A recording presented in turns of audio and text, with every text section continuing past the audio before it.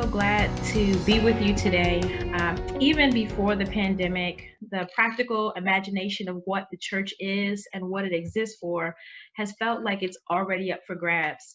And the pandemic, the COVID-19 pandemic, has just accelerated this confusion while also creating new opportunities for innovation and adaptation. So today we're really excited to have with us Christiana Rice and uh, Tim Soerens with us to lead us and guide us in today's webinar, Everywhere You Look, the Church After COVID. So today we're going to talk about practices of place-based church. We're going to discuss the movement of God in your geography, how to identify that, how can we discern the effects of COVID on local gathering, and how do we discover globally networked habits. To guide us in today's conversation, we've got Christiana Rice.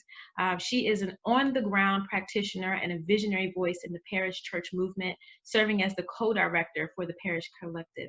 She's a trainer, convener of churches and leaders who are inhabiting their neighborhoods as a tangible expression of the love of God.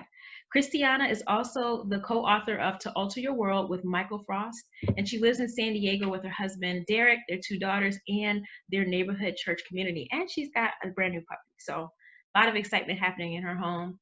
And then Tim Soerens is a pastor, a social entrepreneur, a co-founding director of the Parish Collective, and he's the author of Everywhere You Look, Discovering the Church Right Where You Are. He's also the co-author of the New Parish Collective, and he lives in Seattle with his wife, Maria Jose, and their two sons.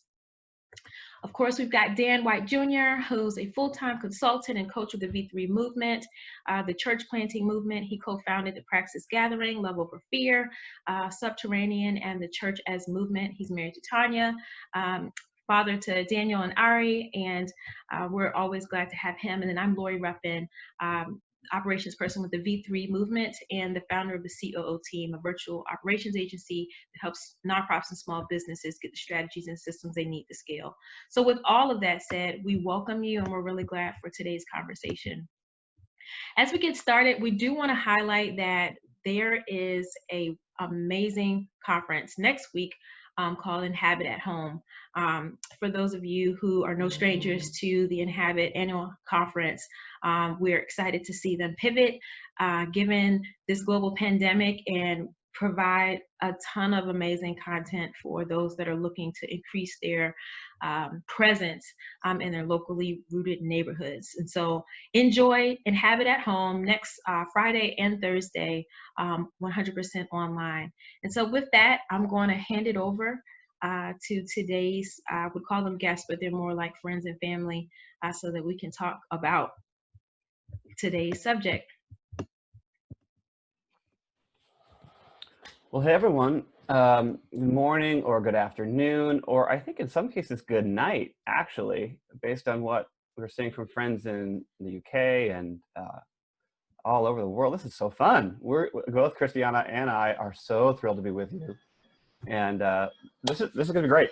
Yeah, so fun. Sorry, I have to unmute because I want to say the same thing. So fun to see from all over the world. And greetings to all of you. I know, I just want to like have conversations with each and every one of you. He really does. He really does. I actually do. Well, so here's how we begin. The title of the conversation today is Everywhere You Look, the Church After COVID.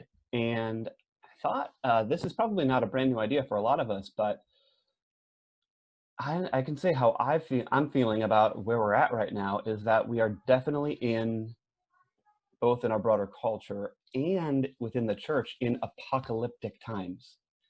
And by that, I don't just mean that everything feels like it's falling apart, although it kind of does. I'm not talking about the apocalyptic with like, fire-breathing dragons or like end of the world scenarios, although sometimes that also feels to be true. I'm especially talking about, especially in the church, the word apocalyptic, as a lot of you know, means to uncover or to reveal. And it's been feeling this way for me anyway, for quite some time, that what has been happening with COVID, as we've been forced to shelter in place, as we've been forced to not be able to get together in person, as we've been having to make these pivots to how do we live our lives online, Our kids are not in school, but specifically as it relates to the church, it feels like, oh my goodness, we don't usually use language like how absolutely central and vital our gatherings are, or our church services, or our liturgies. As important as they are, it's been feeling to me anyway that since COVID has begun to shut things down, it's been uncovering and revealing just how much that is like everything for us. Like that actually is, for the practical imagination, what the church is. Even though that defies our language, even though that's not actually how we think and imagine what the church is, when we've been given this severe mercy of stepping into not being able to gather, and of course, there's all kinds of reasons to lament that, but it is revealing, isn't it? It is uncovering some things with us individually and certainly collectively. Like what the questions that it's been provoking, I think, for a lot of us is, well, if we can't gather, then what are we? Are we still at church? And maybe even more pointed, like, where are we? And that's a big part we want to talk about today, because from the New Testament onward, I think we would all agree that the church is definitely meant to be a people and not a building. That's not a new idea. But a lot of times our words defy and even subvert what we actually believe to be most true. I studied rhetoric in college, which is that's actually like what the BA says, like BA in rhetoric, which is maybe not the best if you're trying to get a job, but I've never had a real one, so it's been working out okay. But rhetoric means, and this has actually I've been using this my whole life. I'm using it right now, actually. It's the means of persuasion by any means that you can. How do you persuade? And I remember I had a professor who one time, this has stuck with me forever. Some of you have heard this phrase, I'm sure, that words create worlds. Our language actually creates the worlds and the imaginations that we inhabit. And I feel like that has been a huge, the coffee was with me. Words create worlds. And so actually, that actually was good timing, because here's a little example of this as it relates to this apocalyptic moment. I've got a 9-year-old son, Lucas, and a 3-year-old, but when my 9-year-old son, Lucas, was about 2 or 3, and he was beginning to speak more. He was beginning to say more and more words, and literally, like, his sweet little words were creating worlds for him.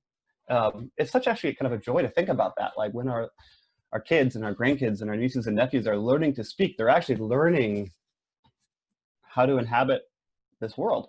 And so, as someone who has given his life to the church, you can imagine that, like, this word church means a lot to me. And so I had kind of a parental summit of sorts. This story is in the book as well, the new book, Everywhere You Look.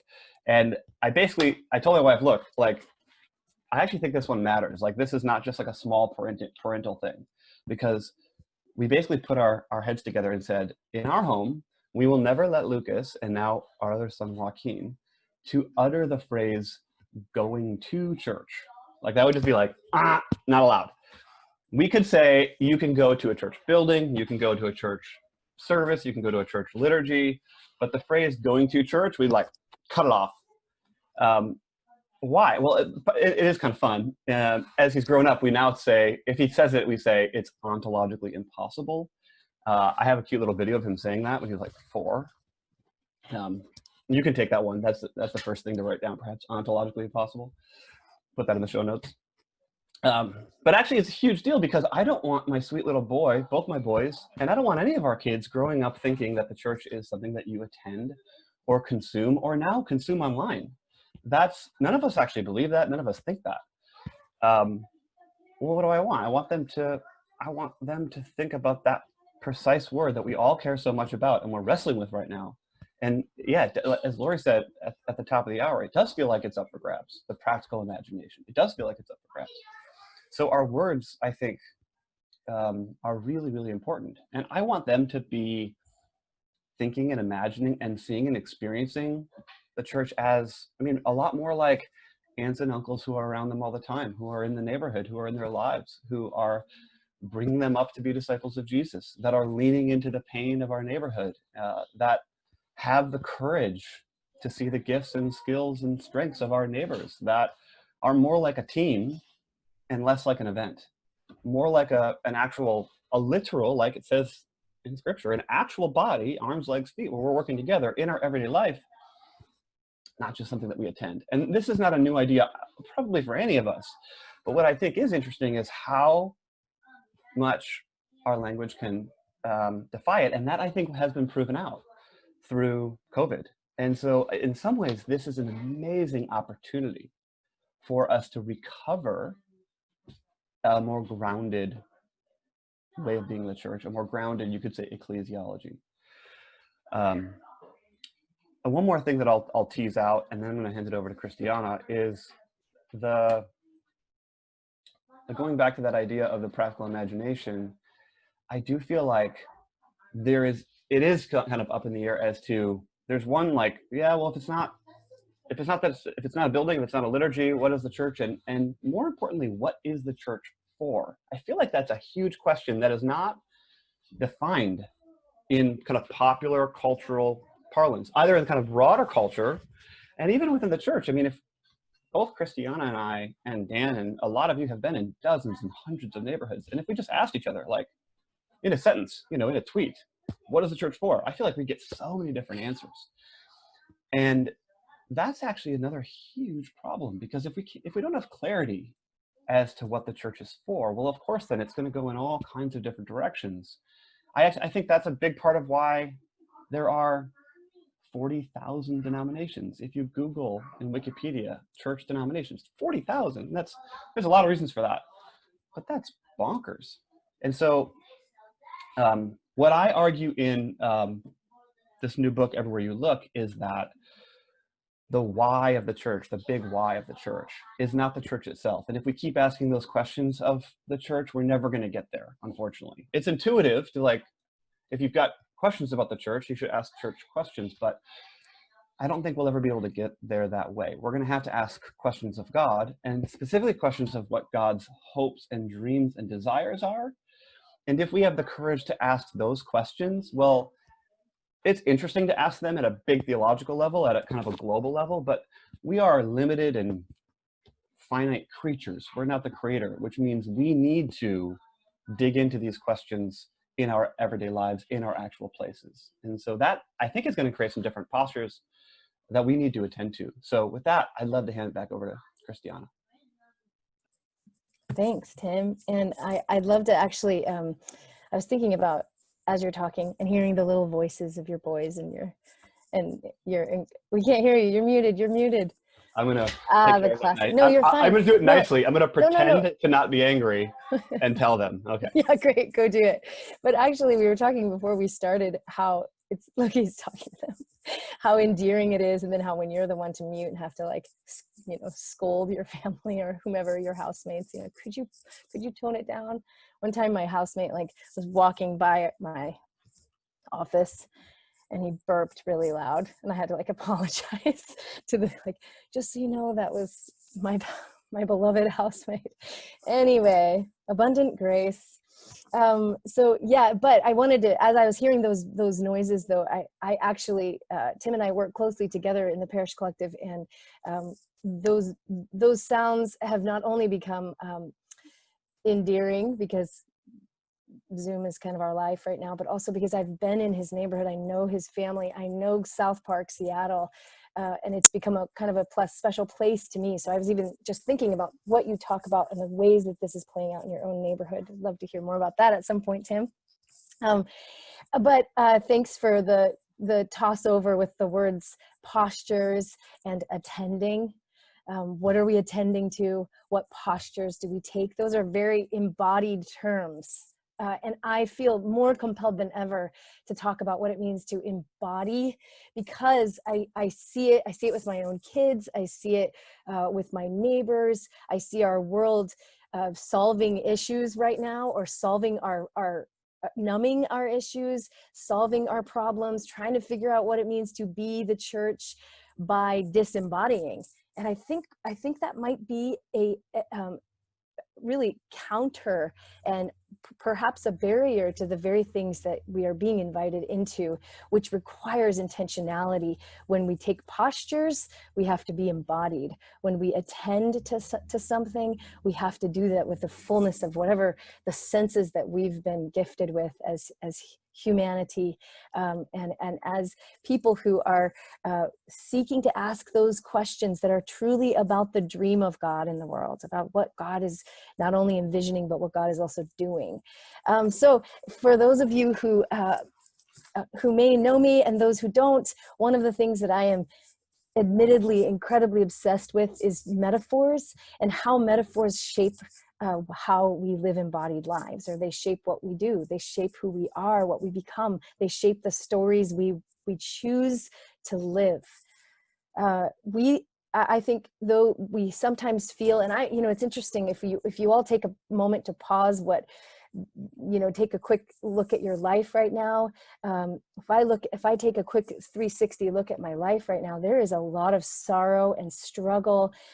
There's a lot, I am holding a lot, but the story I choose to live in the midst of that is a very embodied, God-breathed way. And I'm seeking to live that way of Jesus in that. And I do find that often metaphors help me, they inform me, they guide me. Even this morning, my daughter, who's 12, she frequently says, like multiple times a day, and she's 12, right? So it's not quite the little, it's not quite as annoying as it could be, but it as a 12-year-old, just today, I realized she asks me multiple times a day, Mom, or she says, Mom, I have a question. I have a question. And she'll kind of persist with it. To be honest, there have been moments where it's annoying. I'm like, okay, another question. But then today I turned to her and I was like, I love this about you. I love that you ask so many good questions. And I love that you even preface it with, Mom, I have a question. And I I held her face. This is a true story. I held her face and I was like, I actually want to be more like you, baby. Like I want to be a good question asker, because I think in the questions we discover. So that's a metaphor. I want to attend to God the way my daughter attends to me, asking good questions. I have a question, God. The metaphor that has been the most animating for me when it comes to engaging, attending, entering into the work of God, the mission of God, the activity of God in the world is to view God as the one birthing the new realities, birthing this new world, birthing the kingdom come on earth as it is in heaven, in the actual tangible places of this home we call earth that we inhabit. And that means if God is the one birthing, then our job is to attend, not unlike that of a midwife. So I have been pondering and mulling over and experiencing and engaging this metaphor for, I don't know, maybe going on 10 years. And I still, to this day, even today, I think about it, partly because I'm in kind of a very birthy community here in my neighborhood of Golden Hill in San Diego. So I've realized, and let me quickly just pop over to this. When I think about attending, one of the things I realized is when the pandemic hit and when our lives shifted and we became either more grounded or more isolated, more connected to place or more virtually dependent and disembodied. There were options, right? We've all taken these options. I began to wonder about the church in my neighborhood and to experience the church in my neighborhood in a way that I found many of my friends, my colleagues, those whom I was seeing speak about the tragedies of the church online. I began to experience it differently. I began to see how the church was still alive and well and interdependent and connected in a neighborhood, because that's what we'd always been doing. We had to get creative with new ways. We had to protect one another and our neighbors in a different way, but we had to get to work caring for one another, but it wasn't that different of a pivot. But what I also noticed is that I began to project I would say project. So follow the metaphor. And remember, friends, metaphors do change the world, but they also are not infallible. But follow the metaphor with me. I begin to project. So I'm just going to go there, friends. So if you think of a birthing mother, right? Anyone birthing. And this can be a very metaphorical sense of birth, right? When you're birthing something. But I want you to picture like a woman in birth and labor. And if you, as the attendant, as a part of the birth team, as a friend, as a partner, as a midwife or a doula, whatever your role is, if you're attending, because remember, you're not birthing, that's the work of God. But if you're attending, you can change, you can view the birth and you can impact the environment, you can impact the very birth story by the way you project yourself into the story. So I noticed that I was projecting my experience of my one neighborhood of Golden Hill in urban San Diego onto other neighborhoods. And until I started listening, wait, there's a different birth story, and holy smokes, there's a whole different thing. And then the second pandemic erupts with the realities as it's bubbling underneath the surface of Black and brown and Indigenous communities being actually impacted differently and more tragically than that of maybe my own experience as a white woman. And I realized I was not listening well to the cries of the birthing mother. And I am still to this day, I think this practice or this posture of listening has become even more important to me now. And I think to us, friends, that as we're attending, we are releasing the agendas that we think are the way the church should be, or even the future we imagine. We still don't know. But what we do know is that God is birthing something. And what we do know is that God is inviting us to attend and receive and continue to listen and lament because the signs of labor are never comfortable. They aren't. I actually have some notes here for another time, but I was thinking about the sign. This is not in my book. The signs of labor. How do you identify when labor is near, or something new is being birthed, or God is, beginning to something is coming into being. And one of the things I was realizing is a lot of times it's a lot of discomfort. And so how do we lean into that? And especially in a culture and a subculture, and maybe I could even say a white culture that's taught to remove ourselves from discomfort because we have the privilege to do so.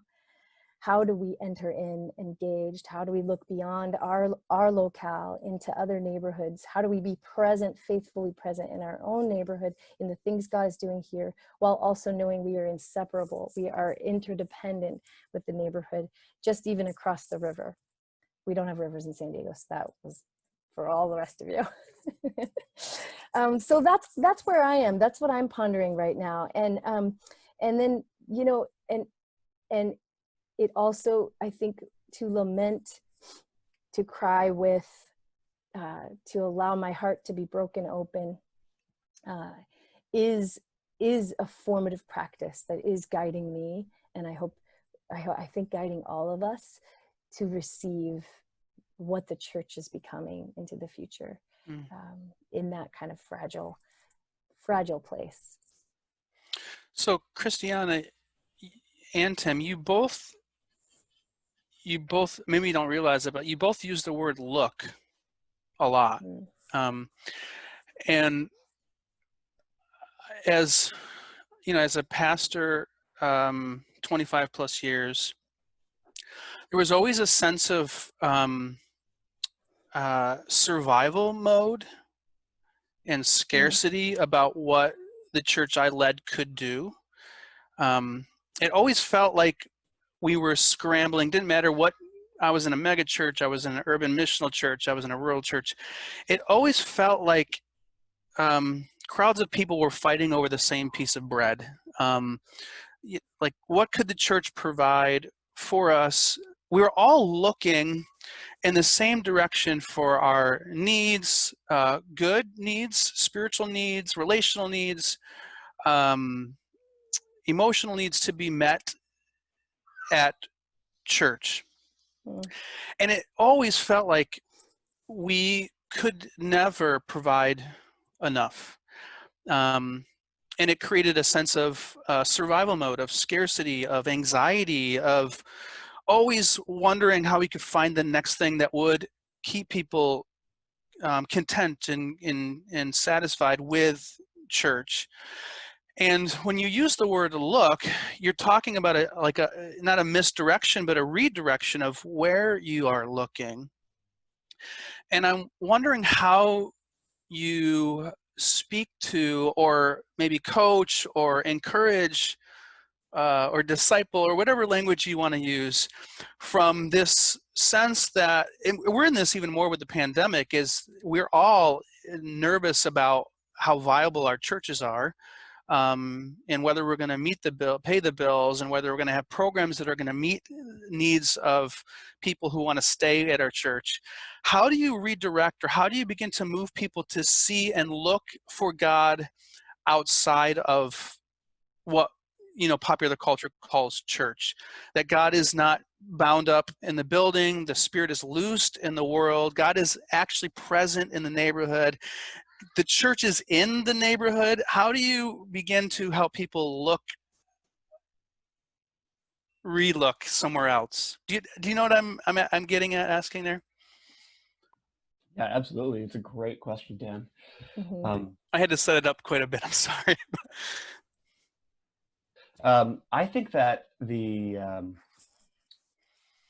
I think what you're saying in some ways, like, before we change what we do, we need to change how we see. Yes. And if we're going to change how we see, the easiest way I know for myself to answer that question is, where am I focusing my attention? Mm. And that is where, I think a lot of us, certainly on this call, certainly for the four of us, I know, five of us, believe pretty strongly that as limited embodied creatures, we literally don't have the capacity to look everywhere. I mean, we can, but like, that's not ours to take on. And so in some ways, in the same way that the person is to the body, if you put your arm in the air, it ends. There's not like a go gadget arm. I think the same could be true for us as a team, as a collective, for the church, that our body, the limitation could be the parish or the neighborhood, which we sometimes talk about an area that's small enough to live a lot of life and large enough to live a lot of life and small enough to be known as a character within that story. And to me, that would be my first recommendation, is begin to wrestle with, what is your parish? What is your neighborhood where you can be focusing your attention on what God is actually up to? And it's easier said than done, honestly. Most of us have not been trained or formed or shaped to have that be an impulse. This is not how we talk about things. It's honestly kind of tricky to, like, was that God or not? Like, what is God doing right now? It can sound kind of pietistic or theological, but it's tricky. We're going to need each other. Like, what is God doing? On the one hand, it might be complicated. On the other hand, there's things that are really, really obvious. Like, where there's violence, we know that that is not part of God's dream. Where there is division and fracture and polarization, we know that that is not of God. When there's neighbors down the street that are, like, on the brink of a divorce, unless there's, like, abuse or something horrible, we know that that's not what God wants. And so it's an invitation for us to, yes, we first need to see, and then we got to say, well, God, what are you calling me to do? How are you calling me to change and transform as a result of this?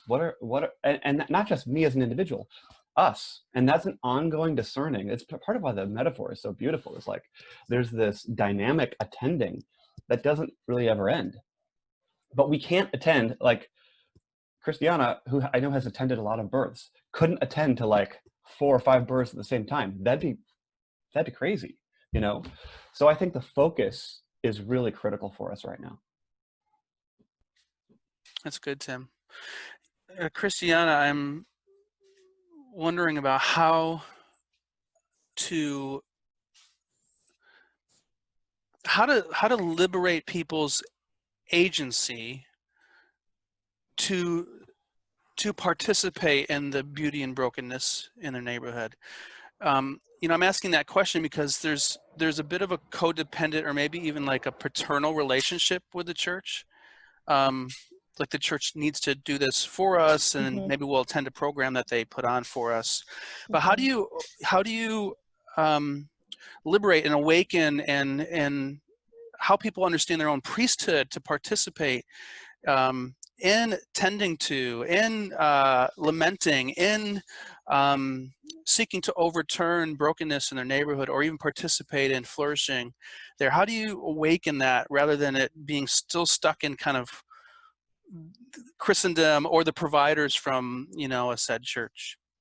Yeah, it's so great. I mean, especially when we're talking generations of cultural, pardon me if this is offensive to anyone, but cultural calcification sometimes with some of the things that have been built into us. And I speak for myself in this as well. When I have related to the church, the ways in which I've seen, I mean, often we have viewed just the way you even pose this question is like the church that I attend. It's like I'm separate from it. You know, I go there for goods, and I go there, maybe even I go there to participate, or I go there to serve, I go there to learn, but it's still this, right? Like it's me over here, and here's the church.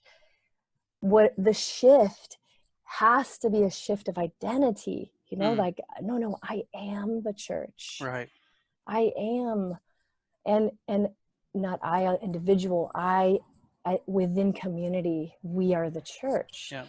So the deep how within that, I mean, I think, you know, I would start with the way, you know, my daughter, I'll go back to my daughter. Let me ask you a question, or I have a question for you. I think maybe one of the very simple, very tangible ways perhaps those in leadership could engage this would be to say, you better get to the drawing board with your questions.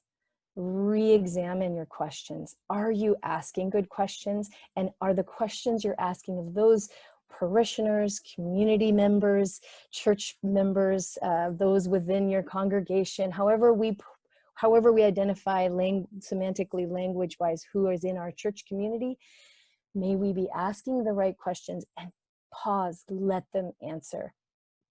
Let them answer, let them discover, let them become. Ask the questions that help us identify who we are as the church, and not just continue to perpetuate this separation or this, I think, ideology. And we do it too, you know, no matter what our posture within or our role within a church. I was in a birth recently, and I'm not in that many births, but I have been in a lot of births where the ideology of even a certain kind of birth or certain kind of labor, a certain kind of setting was so strong that there were poor decisions being made. And I think even in the greatest of things, like, you know, like community, you know, the word even community can become an ideology. We have to release it and continue to ask the right questions so that we can be aligned with, I think, the Holy Spirit and what the Spirit is guiding us in who we become as the church for the sake of God's dream for the future. Thank you, Christiana. Thank you. Lori, I think we've got some good questions coming in. We do. There's so many great places we can go. Thank you all so much for sharing your perspectives. One question that we have is, well, I'll get to that one. Let's stay right here in the area of questions. There's a lot of fracturing. Christiana, you mentioned the initial pandemic and then the second pandemic that has emerged with our neighborhoods, especially in urban areas, containing different elements such as gentrification, different people in different socioeconomic levels. There's a feeling of fracturing. And one of the people asking a question just is saying that they feel like they could be a conduit for connectivity, but they're having a hard time finding that point of connectivity. Could you speak to ways that maybe we could use questions to remedy that, or any other tools that you recommend?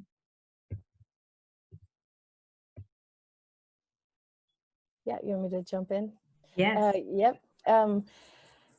Oof, it's hard, isn't it? Like, I'm an idealist through and through. I always have like really great ideas. And then you start kind of living into them and you're like, oh, that's right. Like we've got, you have to work with people and we're all, you know, I'm also an Enneagram nerd, right? So if I start like, oh, that's, yeah, it's a little more challenging, you know, like personalities and all of our brokenness and, you know, so the kind of the utopian vision of like, I just want to, I'm going to connect with all my neighbors who are different from me. And we're going to be this like, you know, hand in hand singing Kumbaya. And, you know, somehow we're going to be this vision of we are the world, you know.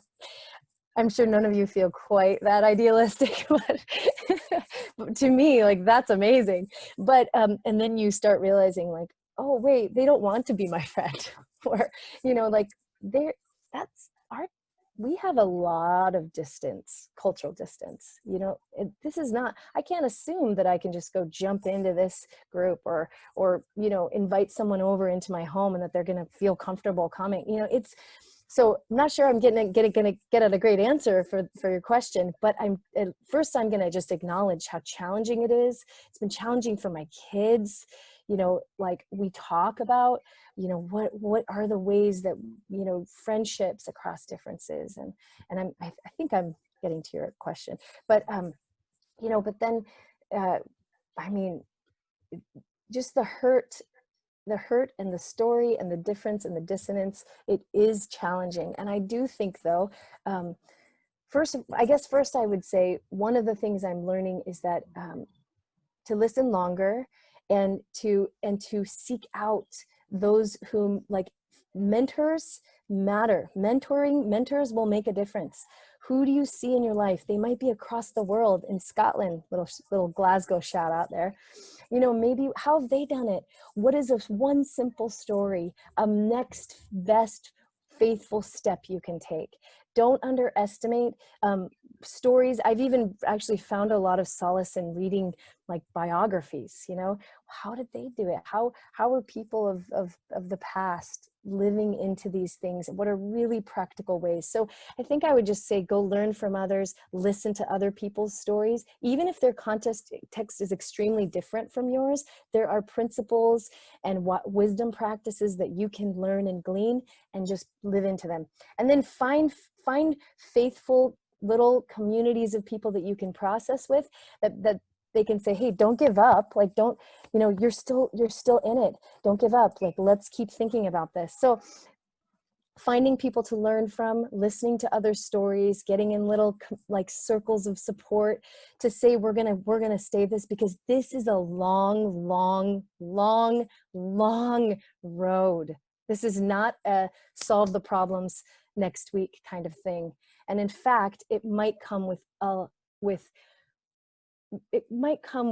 disappointment and discouragement and hurt over and over and over. And how do you keep getting back up?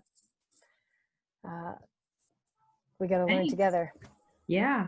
Tim, anything you would add? Well, I would just, I guess, that's a beautiful answer, Christiana. I would say maybe that so much of what we're talking about here,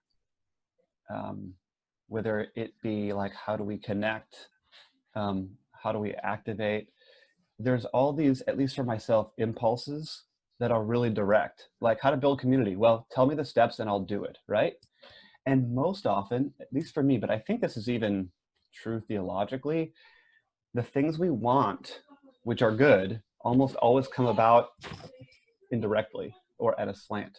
So I know that in a lot of V3 circles, like, if we're trying to build robust community, let's have more conversation about what's God's mission in our neighborhood, and let's pursue that. And as we're pursuing that, there's like this kind of side-by-side belonging that emerges, which is actually bigger and tougher and stronger than just let's get together and talk about how to be a community, right? It's the same with the church. It's the same, you know, even with our spiritual formation. It's so often it's like if we go about it directly, it's almost like it's not that, I mean, we can make it an idol, as was said before. Anything can be made an idol, but it's almost like it's not made to work that way. We almost always have to go about it, you know, in a theological language, I guess it's like canonically. We always have to give ourselves away and to something else, and then in some ways vulnerably hope and pray that the thing that we were looking for comes to us as gift. But that tends to be my experience. And so as hard as it is, there's also all kinds of possibility. The other thing that I just want to mention is that this is part of the crazy making both of this era of COVID and of the church in general. Even in post-Christendom culture in most of the countries that are on this call, there's still a ton of people around. I mean, we may not know each other, but I have sometimes used the language of there is actually, from the perspective of God, a megachurch in almost all of our neighborhoods. I mean, there are hundreds and probably thousands of people for whom, if you could just shine a light on them, if they could raise their hand and say, I do love God in the way of Jesus, I do want to make this neighborhood better. There's probably hundreds and hundreds of us. And the fact that we don't know each other, or we don't even know how to invite each other into our lives on behalf of something larger, goes to the larger and centuries old systemic issue, which we're now dealing with and will continue to deal with. And that's why our language matters. That's why our metaphors matter. That's why our questions matter. And I do think it's why we have to be really careful about and wise about how we go about the things that we're saying we want, because a lot of times they're not direct. Absolutely. And just if I could make a connection between some of the themes that I'm hearing with you. So this metaphor of us attending, we're not the person in labor. So we're attending to, it's almost like I'm just thinking about who we ask the questions to makes a difference. Yes. You know, sometimes we can have a conversation with similar people as us about the other, which kind of causes us to miss out on opportunity to gain a deeper level of understanding. And so I think that there might be some opportunities there to take that theme of looking that Dan mentioned, and then listening and asking those questions, but expanding our circle of who we look at and who we listen to and who we ask our questions to. Yes.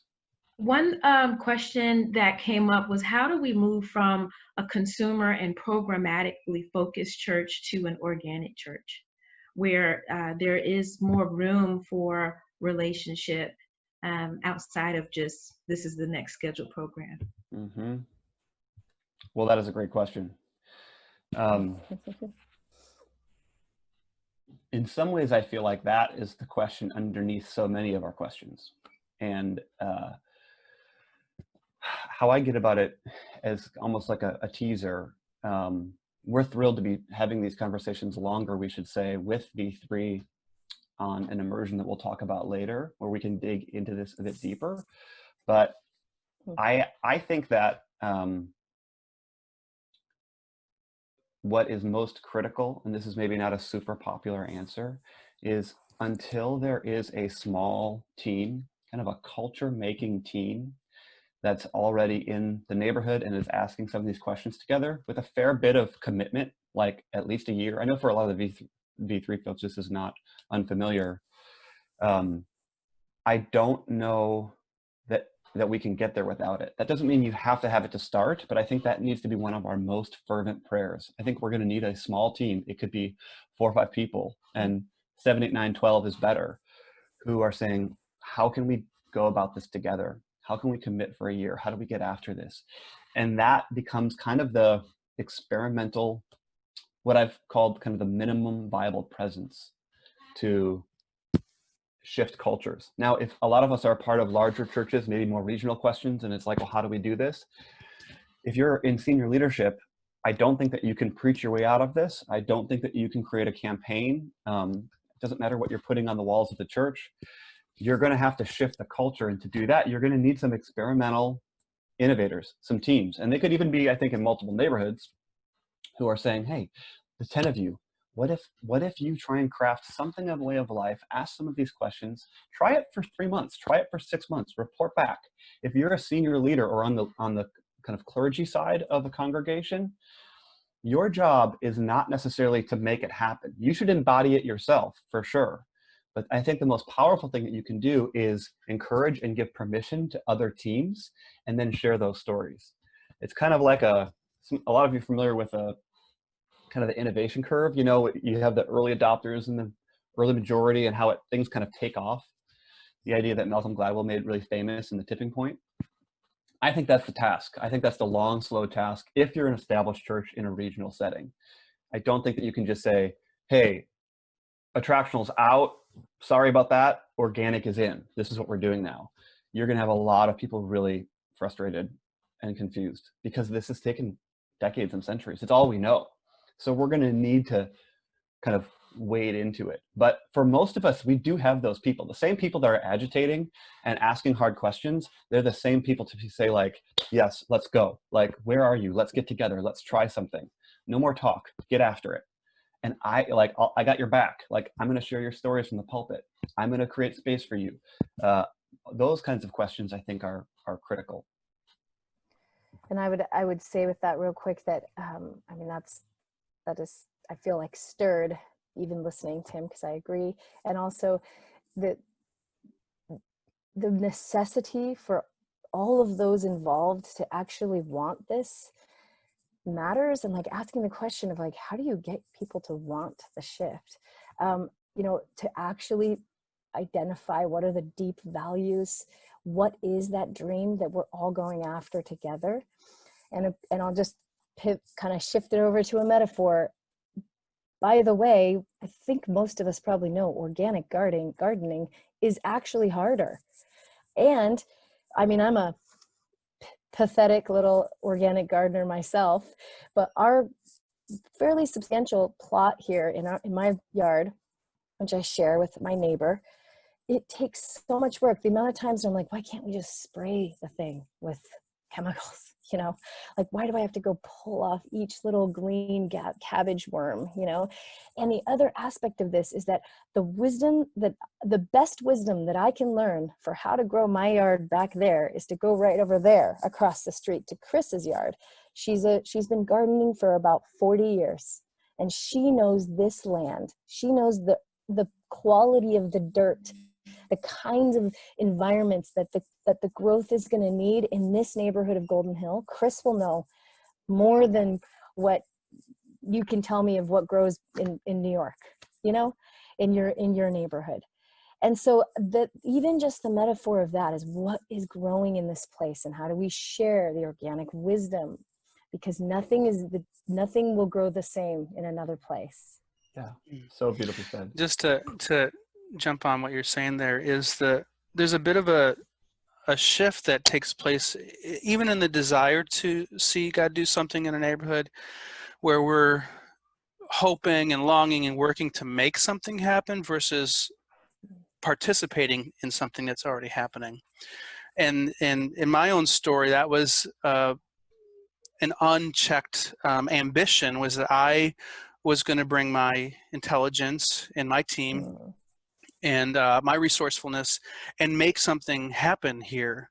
And in that, unintentionally, I didn't know I was stomping over others that were already doing good work, maybe under-resourced, maybe looking for more support, maybe looking for gifts that they didn't have, but I trampled over them. And I think one of the shifts into looking is to actually, instead of asking what can I make happen here, is to begin to look, what is God already doing here?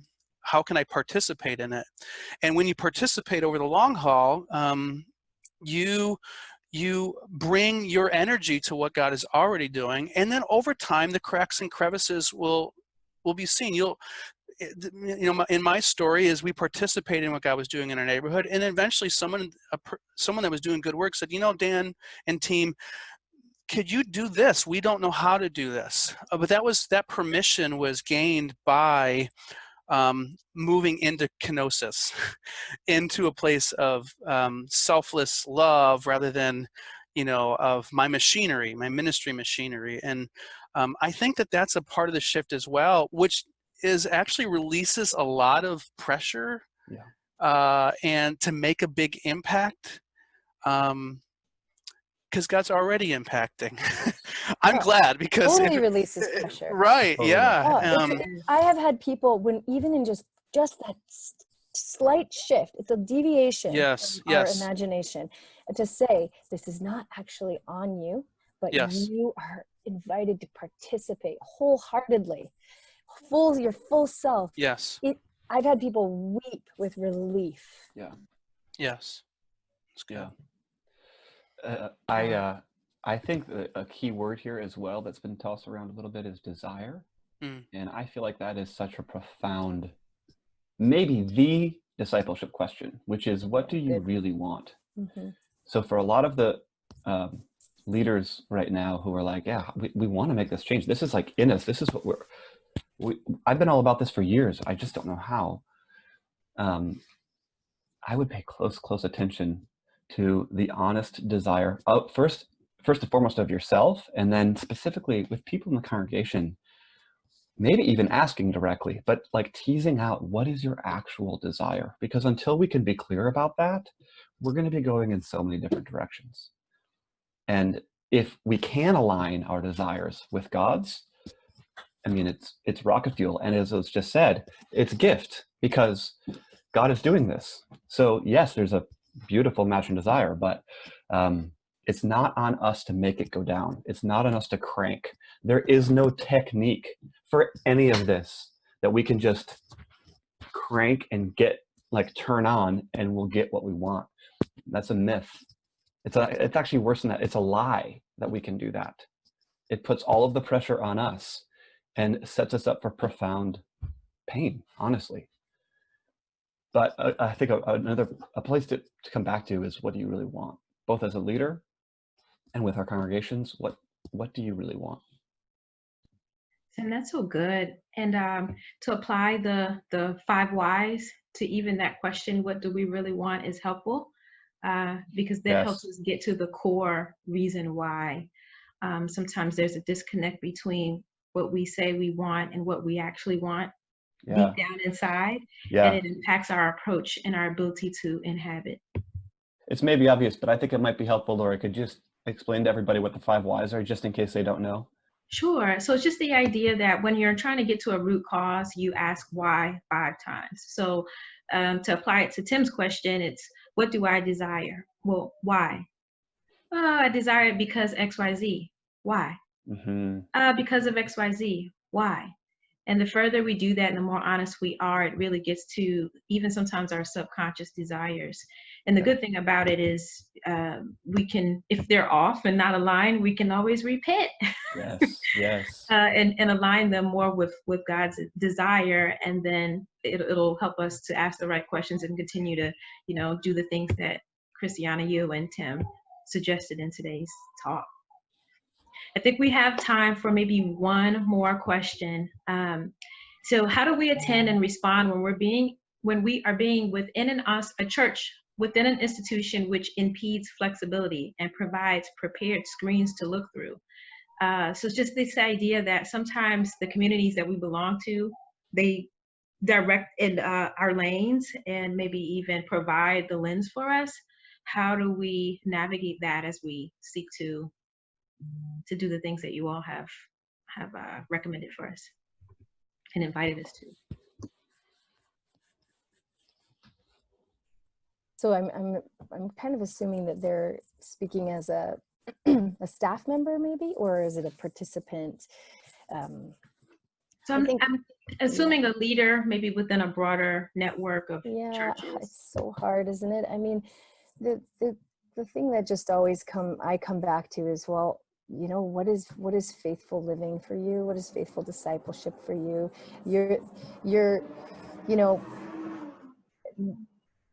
I think the invitation of Jesus is one that is deeply integrated, right?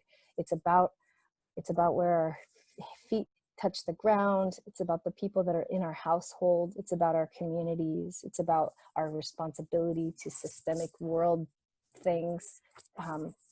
And so in that context, I think sometimes when we examine what is an integrated faithfulness to follow Jesus, sometimes that might mean being a persistent presence, a persistent voice, continuing to say things that you may need to say and contributing as you need to, while also knowing you've got the rest of your hours outside of that Zoom call to live into these Jesus breathed ways of peace and love and justice in where your feet hit the ground, So that would be a starting point. I also then think we're all called in different ways, and some of us are maybe more prophetic, and there might be things, and I'm actually not saying that lane, perhaps that lane is what that church has chosen to do and needs to do. But maybe, examining and really, really being with God, and also getting the counsel to say, am I actually meant to speak more boldly? One of the things we talk about with the metaphor is that midwives are guardians of birth. What are the things that you are guarding so that you use the word impediments, or what is impeding? What are the things that actually are preventing? Some of our church practices prevent the very birth of the dream of God in the world. It does, because we're all susceptible to it. And sometimes we're not guarding the right things. And so I think actually this moment in time is also inviting us to re-look at the things that we've championed and we've stood up for, we stood up against, and we've protected either ourselves or our brothers and sisters. Well, actually, let's keep asking, who are my brothers and sisters? Where is the church at work? What is happening in this place? What are the systemic injustices that I have not been faithful to see and to contend within and for? So, back to faithfulness, and maybe back to asking questions. Thank you so much, Tim, Christiana, Dan. Thank you so much for being with us today. Just want to let everyone who's on today's call know that Inhabit at Home is next week. Given the whole revelation at this moment with COVID-19 and systemic racial injustice, it's not too late to reorganize the church in the neighborhood for a more equitable future. And they are going to guide us through a lot of learning, stories, art, connection with neighbors, hoods around the world. Dr. Willie Jennings, Shane Claiborne, Lisa Sharon Harper, and John McKnight will be really active in that conversation. So please don't hesitate to register for that. And then also there will be a Praxis Immersion, which is a partnership between the V3 movement and the Parish Collective for a 4-week online training titled Engaging the Neighborhood. So if you really loved hearing about some of these concepts and ideas, but you want more detail and you want to explore that in community, Tim and Christiana will be diving into finding the church where you are and working for the common good in our beautiful spaces, our respective spaces. And so it's a time of weekly coaching calls, weekly material, weekly reflection, and it all wrapped within a cohort experience. It's a deep dive, and each time we'll have a replay. So just make sure that you stay tuned for further details for how you can register for either of those continuing resources to continue strengthening our presence in the neighborhood. Thank you. Good to be with you.